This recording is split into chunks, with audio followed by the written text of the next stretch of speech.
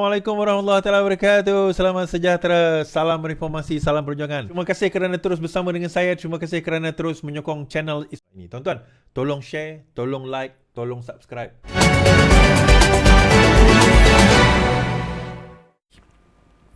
Bersih jumpa PM dapat persetujuan berprinsip beberapa reformasi. Gabungan Pilihan Raya Bersih mengadakan pertemuan dengan Perdana Menteri hari ini dalam usaha memperhebatkan usaha mereka bagi menuntut pembaharuan. Dalam perjumpaan itu, Bersih berkata bahawa Perdana Menteri pada prinsipnya bersetuju dengan beberapa daripada 10 pembaharuan yang dibentangkan semasa mesyuarat mereka. Perdana Menteri menyatakan bahawa beliau secara prinsip bersetuju dengan beberapa perkara, namun ada beberapa reformasi beliau rasakan perlu ada perbincangan lanjut, kata kumpulan itu. Dalam kenyataan berasingan, Anwar berkata beberapa pembaharuan yang cadangkan Bersih kepada kerajaan sudah pun diberi pertimbangkan. Bagaimanapun, Perdana Menteri tidak menjelaskannya secara terperinci. Kerajaan Perpaduan terbuka kepada sebarang rekomendasi atau saranan pihak Bersih, khususnya dalam penambahbaikan proses pilihan raya dan reformasi institut. Beberapa saranan Bersih menjadi perhatian saya, dan antaranya telah cadangan dalam memorandum tersebut telah pun berada dalam pertimbangan dan tindakan Kerajaan Perpaduan. Kalau kita tengok, ini gambar dia pertemuan tersebut. 10 pembaharuannya itu adalah reformasi lantikan ahli-ahli dan pengurusi Suruhanjaya SPR. Okey, yang ni sebenarnya dalam pertimbangan. Menklasifikasikan laporan perbaikan sistem dan undang-undang pilihan raya. Yang ni saya tak pasti. Reformasi Akta Kesalahan Pilihan Raya. Reformasi pendanaan politik, yang ini dalam proses. Reformasi persempadan semula kawasan pilihan raya pun dalam proses. Pemisahan bidang kuasa peguam negara dan pendakwa raya, yang ini saya tak pasti. Moratorium kepada pemberian DNAA oleh peguam negara dalam kes rasuah, yang ini pun saya tak pasti. Memperkasa Institusi Parlimen Malaysia melalui rang Undang-Undang Perkhidmatan Parlimen dan meminda peraturan mesyuarat Dewan Rakyat. Yang ini saya tak pasti dekat secara detailnya apa yang mereka mohon. Mengubah Akta Penggal Tetap Parlimen, yang ini pun demi kelangsungan politik, ini pun dalam pemerhatian, dan pengubahan Akta Peruntukan Kawasan. Ini saya tak pasti ada dalam perbincangan atau tidak.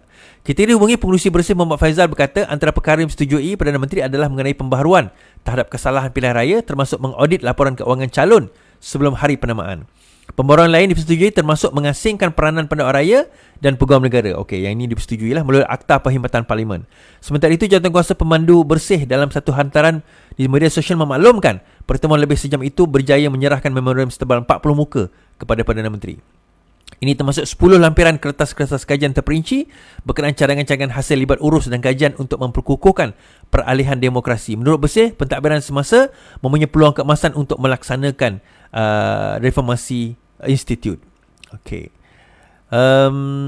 Sudah tiba masanya kerajaan Malaysia di bawah kepimpinan Anwar bersama dukungan anggota kabinet dan ahli parlimen untuk merintis sebuah legasi besar dengan melunaskan agenda reformasi struktural melibatkan reformasi pilihan raya. Semalam Bersih mengadakan himpunan menuntut 100% pilihan raya. Kalau tengok gambar ini, pengampunan danjib 2 darjat, dia kata jail 6 tahun, discount, fine 160 juta, discount, rule of law destroyed, priceless. Dia tulis kat sini lah.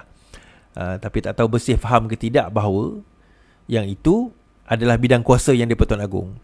Jadi kalau dia nak persoalkan sekalipun, dia kena persoalkan di Pertuan Agong lah. Itu sajalah.